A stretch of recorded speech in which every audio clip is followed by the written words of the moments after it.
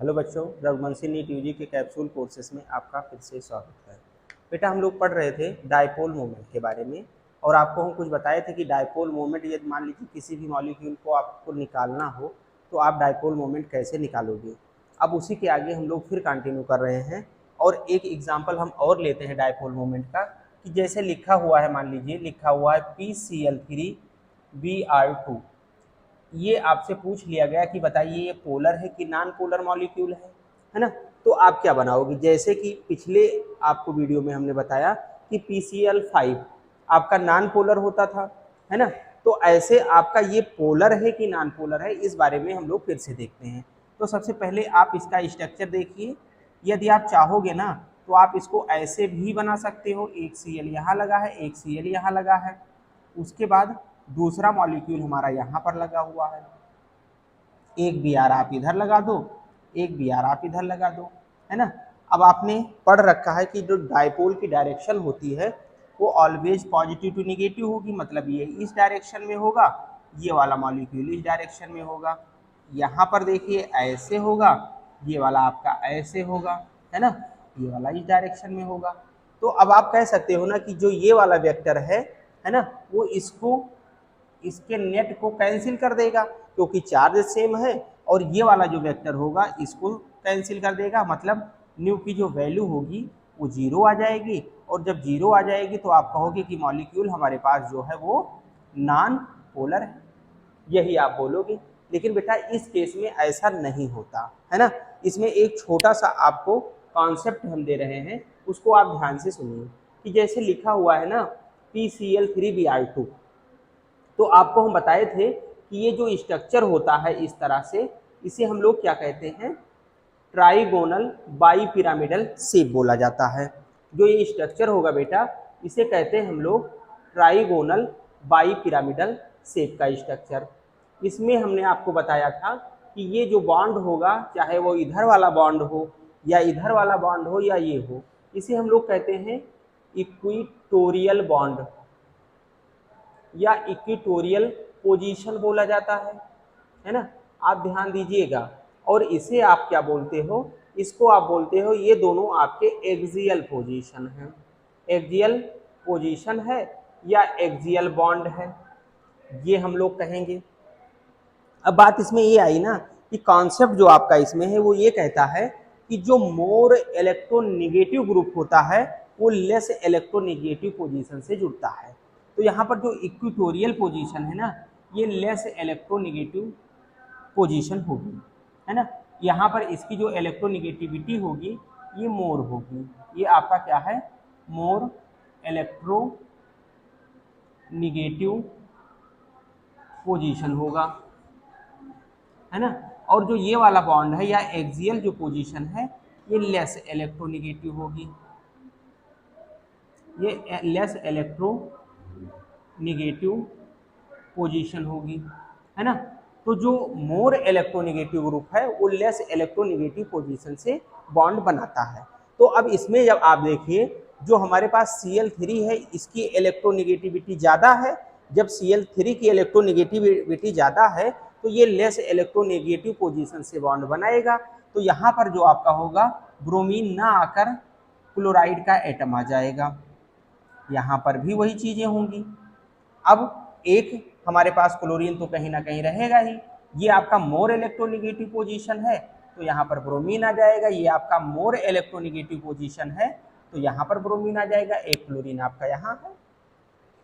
अब इसमें आप देखिए कि जो ये वाला डायपोल है वो इस डायपोल को तो कैंसिल कर रहा होगा क्योंकि दो आपके वेक्टर इक्वल और अपोजिट है तो ये इसको कैंसिल कर देगा, लेकिन ये वाला जो आपका वेक्टर है ना, वो इसे कैंसिल नहीं कर पाएगा क्योंकि यहाँ चार्ज का डिफरेंस पाया जा रहा है। तो जो इसका नेट आएगा वो इस डायरेक्शन में आएगा और यहाँ Br है खाली, यहाँ क्लोराइड है, तो चार्ज आपका अलग अलग है। तो ये वाला वेक्टर जो आपका होगा इस वेक्टर को कैंसिल नहीं कर सकता, है ना, बिकॉज चार्ज आर डिफरेंट या एटम्स आर डिफरेंट।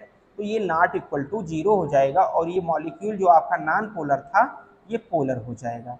और पोलर वाला जो मॉलिक्यूल होता है वो इर्रेगुलर शेप का होता है ना। तो इस तरह से जो है आप इस क्वेश्चन को करोगे। इसमें आपको बस एक छोटी सी बात याद रखनी है कि जो लेस इलेक्ट्रोनेगेटिव ग्रुप होता है वो मोर इलेक्ट्रोनेगेटिव पोजीशन से जुड़ेगा, और जो मोर इलेक्ट्रोनेगेटिव ग्रुप है वो लेस इलेक्ट्रोनेगेटिव पोजीशन से जुड़ेगा। बस वही काम हमने यहाँ किया है, वही कॉन्सेप्ट लगाया, तब जाके आपको मिल गया कि डायपोल जो आपका होगा या PCl3Br2 मॉलिक्यूल जो आपका होगा वो नॉन पोलर होगा। वो आपका कैसा होगा? पोलर होगा, नॉट नॉन पोलर।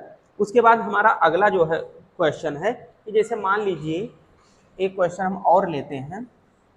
मान लीजिए बेटा एक जो है हम आपसे ये पूछ लें कि हमारे पास एक मॉलिक्यूल है NH3 है ना, और एक है आपका NCl3, ये दो मॉलिक्यूल है। अब इन दोनों में आपको पोलैरिटी बतानी है। ऐसे क्वेश्चन आपके पूछे गए हैं नीट में, तो इसमें आपको पोलैरिटी बतानी है कि अमोनिया की पोलैरिटी ज़्यादा है कि NCl3 की ज़्यादा है। तो इसके लिए हम लोग क्या करें, इसका स्ट्रक्चर पहले ड्रॉ कर लो आप। अमोनिया को आप जानते हो पिरामिडल शेप का होगा, ये पिरामिड के आकार का होता है, आप ऐसे रखोगे H H और H, और जो NCl3 होगा ये भी पिरामिड के आकार का ही होगा, क्योंकि एक ही लोन पेयर पाया जा रहा है नाइट्रोजन पर, तो ये भी कुछ आपको पिरामिडल शेप का दिखेगा। अब आप जानते हो कि जो डायपोल की डायरेक्शन होती है वो किस साइड में होगी, पॉजिटिव टू निगेटिव। तो यहाँ पर हाइड्रोजन आपका पॉजिटिव होगा, इस डायरेक्शन में डायपोल होगा आपका, है ना। ऐसे आपके डायपोल की डायरेक्शन होगी, इस तरह से डायपोल होगा। तो ये आपके नेट की वैल्यू होगी, जो इन दो वेक्टर का रिजल्टेंट होगा वो बीच से ही होकर पास होगा, है ना। और यहाँ पर आप देखिए, यहाँ पर भी तो पॉजिटिव टू निगेटिव होगा, तो chlorine is more electronegative element than nitrogen, तो ये आपका इस साइड में हो जाएगा डायपोल। जो इस वेक्टर का रिजल्टेंट आएगा वो ऐसे बीच से ही होकर पास होगा, ये न्यू नेट की वैल्यू होगी।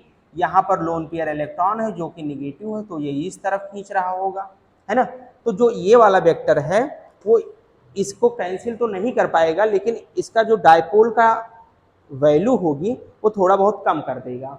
क्यों? क्योंकि ये दो वेक्टर इक्वल और अपोजिट है। यदि यहाँ पर चार्ज सेम होता, यदि क्लोराइड एटम भी होता तो हम कह देते कि ये आपका नॉन पोलर मॉलिक्यूल होगा, लेकिन वो ऐसा नहीं होगा। पोलैरिटी इसमें भी होगी क्योंकि ये दोनों चार्ज सेम नहीं है, और पोलैरिटी यहाँ पर तो होगी ही होगी, क्योंकि हर एक वेक्टर एक दूसरे को सपोर्ट कर रहे हैं, कोई भी कैंसिल नहीं कर पा रहा है ना। तो इसकी जो पोलैरिटी होगी वो ज़्यादा होगी, यहाँ पर कुछ पोलैरिटी कम हो जाएगी। तो हम लोग ये कहेंगे कि न्यू NH3 की जो वैल्यू होगी वो ज़्यादा हो जाएगी किससे, NCl3 से। तो ये आपको आंसर मिल जाएगा। इस तरह से आपको क्वेश्चन करने हैं, है ना। अब हम लोग ये देखते हैं कि मान लीजिए कोई ऑर्गेनिक मॉलिक्यूल आपको मिल जाए, है ना, कोई भी आपको ऑर्गेनिक मॉलिक्यूल मिल जाए और आपसे पूछ लिया जाए कि बताइए ये पोलर है कि नॉन पोलर है, तब आप क्या करोगे, है ना। तो एक छोटा सा पार्ट हम लोग ये भी देख रहे थे कि एक ऑर्गेनिक मॉलिक्यूल है, उसमें आपको पोलैरिटी बताना है। जैसे मान लीजिए ये हमारे पास एक मॉलिक्यूल था और एक मॉलिक्यूल आपके पास इधर था। अब इसमें आपको पोलैरिटी ढूंढनी है। मान लीजिए एक पर हम लोग जो है इलेक्ट्रॉन रिलीजिंग ग्रुप लगा दें और एक पर इलेक्ट्रॉन को विड्रॉ करने वाला ग्रुप लगा दें, इलेक्ट्रॉन विड्रॉइंग ग्रुप लगा दें। ये इलेक्ट्रॉन को खींच रहा होगा और ये इलेक्ट्रॉन को रिलीज कर रहा होगा, है ना। तो ग्रुप चाहे जो लगा हो, बेंजीन रिंग पर आपके चाहे इलेक्ट्रॉन को रिलीज कराने वाले कोई ग्रुप लगा दिए जाए, चाहे इलेक्ट्रॉन को विड्रॉ कराने वाले कोई ग्रुप लगा दिए जाए। मतलब सिंपल सी बात है, यदि मान लीजिए हम ऐसे लिख दिए होते, है ना, ऐसे जैसे आपका लिख गया होता कि ये हमारे पास एक छोटी सी जो है बेंजीन की रिंग है, हमने एक जगह जो है इलेक्ट्रॉन को रिलीज करने वाला ग्रुप CH3 लगा दिया और एक जो इलेक्ट्रॉन को विड्रॉ करने वाला ग्रुप लगा दिया, मतलब जिसकी इलेक्ट्रोनेगेटिविटी ज़्यादा होगी वही इलेक्ट्रॉन को खींचेगा, Cl लगा दिया।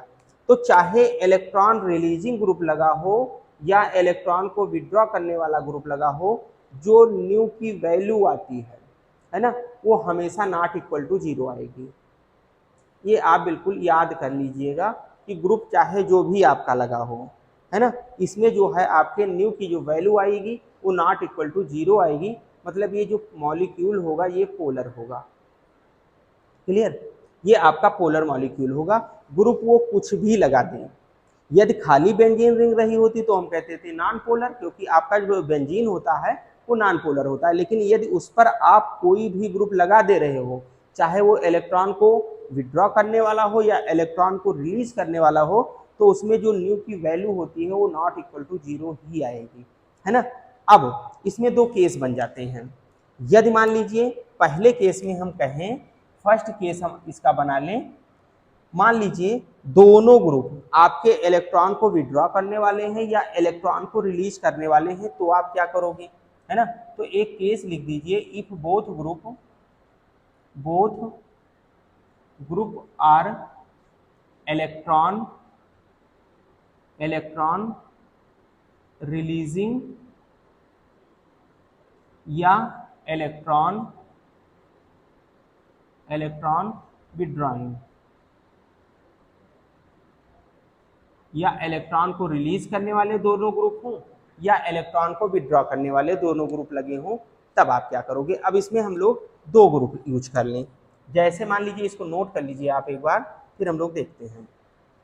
देखिए, जैसे मान लीजिए हम लोग एक काम करें, इसमें इलेक्ट्रॉन को रिलीज करवाने वाले या इलेक्ट्रॉन को विड्रॉ करवाने वाले दो ग्रुप लगा दें।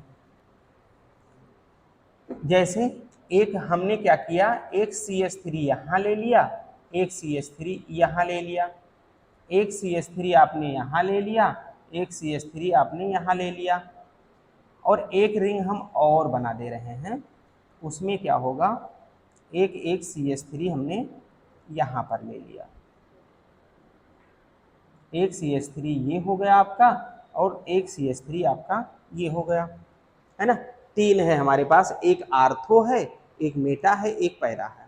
अब इसमें आपसे ये पूछेगा वो कि बताइए इन तीनों में पोलैरिटी किसकी ज़्यादा है, इन तीनों में पोलैरिटी किसकी ज़्यादा है, या पोलैरिटी का ऑर्डर आपसे पूछेगा वो, तब आप कौन सा कॉन्सेप्ट लगाओगे। देखिए, आप देखिएगा, यदि इन दोनों को हम थोड़ा सा पीछे की तरफ खींचें तो आपको ये दिखेगा, मतलब कुछ ये इस टाइप का बना हुआ है, एंगल होगी अबाउट 60 डिग्री। यहाँ पर जब आप देखोगे तो आप ऐसे देख लीजिए, ये इस तरह से बना हुआ है, मतलब ये मॉलिक्यूल जो है वो इस तरह से है, मतलब एंगल लगभग 120 डिग्री के करीब होगी। यहाँ पर देखोगे तो ये आपके जो है 180 डिग्री का बना रहा होगा, 180 डिग्री का बना रहा होगा। तो देखिए, फिजिक्स में आप लोगों ने पढ़ रखा है, केमिस्ट्री में हम आपको एक शॉर्ट और बढ़िया तरीका बताते हैं कि ये जो आपका तीनों होगा, चाहे वो आर्थो हो या मेटा हो या पैरा हो, बस ध्यान में रखना है कि जो ग्रुप आपके दोनों लगे हुए हों, या तो वो दोनों इलेक्ट्रॉन को रिलीज कर रहे हों या तो दोनों इलेक्ट्रॉन को खींच रहे हों। अब आप क्या करोगे, तो उसके लिए आप एक रिजल्टेंट का फार्मूला लिखते हो ना, कि जैसे जब आप वेक्टर का रिजल्टेंट निकालते हो तो आप लिखते हो कि R equal to A square plus B square plus 2AB cos theta. यही हम लोग पढ़ के आए हैं, है ना। ये दो वेक्टर का रिजल्टेंट निकालने का फार्मूला होता है। अब इसमें हम लोग फिजिक्स तो लगाएंगे नहीं, पर थोड़ा सा आप समझिएगा, ये थीटा जो cos थीटा हमने लिख रखा है, बस इसको ध्यान दीजिएगा कि यदि थीटा की वैल्यू या cos थीटा की वैल्यू जो है लेस देन 90 डिग्री हुई, हम यहाँ लिख दे रहे हैं, ध्यान से देखिएगा कि इफ cos थीटा जो आपका है वो लेस देन 90 डिग्री है ना, तो जो रिजल्टेंट आएगा, जो आपका रिजल्टेंट आएगा उसकी वैल्यू ज़्यादा होगी, और जब रिजल्टेंट की वैल्यू ज़्यादा हो जाएगी तो आपका क्या होगा, डायपोल की वैल्यू भी ज़्यादा हो जाएगी। तो लेस देन 90 वाला आपका आर्थो वाला है, उसके बाद मेटा वाला होगा, फिर आपका पैरा वाला होगा। तो बस यही ऑर्डर आप याद रखिएगा कि यदि थीटा की वैल्यू 90 डिग्री से कम है तो उसका रिजल्टेंट ज़्यादा होता है। तो 90 से कम आपका आर्थो वाला था, उसके बाद सेकंड है आपका मेटा, फिर आपका पैरा। तो इस तरह से आप इसको यूज करोगे। तो याद कर लीजिएगा कि यदि थीटा की वैल्यू 90 डिग्री से कम आ रही है तो उसका जो रिजल्टेंट होगा वो ज़्यादा होगा, और जब रिजल्टेंट ज़्यादा होगा तो डायपोल मोमेंट भी उसका ज़्यादा आएगा, है ना। तो यहाँ हमें कोई कैलकुलेट करके निकालने की ज़रूरत नहीं है, आपको ये फिजिक्स में फार्मूला पढ़ाया जाता है, बस थोड़ा सा ट्रिक है, आप यही कॉस थीटा वाला देख लीजिएगा। अब मान लीजिए हम इसको चेंज करें थोड़ा सा, यदि मान लीजिए कि जो दोनों ग्रुप लगे हुए हैं उसमें से एक इलेक्ट्रॉन को विड्रॉ कर रहा है, दूसरा इलेक्ट्रॉन को रिलीज कर रहा है, तब आप क्या करोगे, इसमें वन इफ बोथ ग्रुप, है ना, इसमें बोथ ग्रुप नहीं, if one group are electron releasing and other group जो आपका है, अदर ग्रुप इलेक्ट्रॉन को विड्रॉ करने वाला है, तब आप क्या करोगे, मतलब एक तरफ CH3 लगा दो और एक तरफ आप Cl लगा दो, यही तो होगा। अरे भाई ये आपका इलेक्ट्रॉन रिलीजिंग और इलेक्ट्रॉन विड्रॉइंग ग्रुप है। तब आप इस केस में ऐसा क्या करोगे, जस्ट अपोजिट, है ना। तो इसमें आपका क्या होगा, जो पैरा वाला होगा वो ज्यादा होगा, फिर मेटा फिर आर्थो, है ना। तो यदि एक इलेक्ट्रॉन रिलीजिंग है, एक इलेक्ट्रॉन विड्रॉइंग है, तो इसके लिए जो डायपोल की वैल्यू आएगी वो सबसे ज्यादा पैरा का होगा, फिर मेटा का होगा, फिर आपका आर्थो का होगा। तो ये याद कर लीजिएगा, ये आपको खूब मिलेगा ऑर्गेनिक केमिस्ट्री में, है ना। तो ये जो है आप थोड़ा सा देखिएगा कि यदि एक इलेक्ट्रॉन को विड्रॉ करने वाला है, दूसरा इलेक्ट्रॉन को रिलीज करवाने वाला ग्रुप लगा है, तो वहां पर जो डायपोल की वैल्यू आती है वो आती है पैरा, मेटा और आर्थो। और यदि मान लीजिए दोनों इलेक्ट्रॉन रिलीजिंग और दोनों इलेक्ट्रॉन विड्रॉइंग है, तो उसकी जो वैल्यू आएगी वो आएगी आर्थो, मेटा और पैरा। तो ये एक छोटा सा टॉपिक था बेटा आपका डायपोल मूवमेंट, और ये आज आपका कंप्लीट हो जा रहा है। इसके बाद नेक्स्ट हम लोग वीडियो में कुछ एक नया टॉपिक और लाएंगे जो नीट के लिए आपके बहुत ही ज़्यादा इंपॉर्टेंट होगा। ओके बेटा, थैंक यू।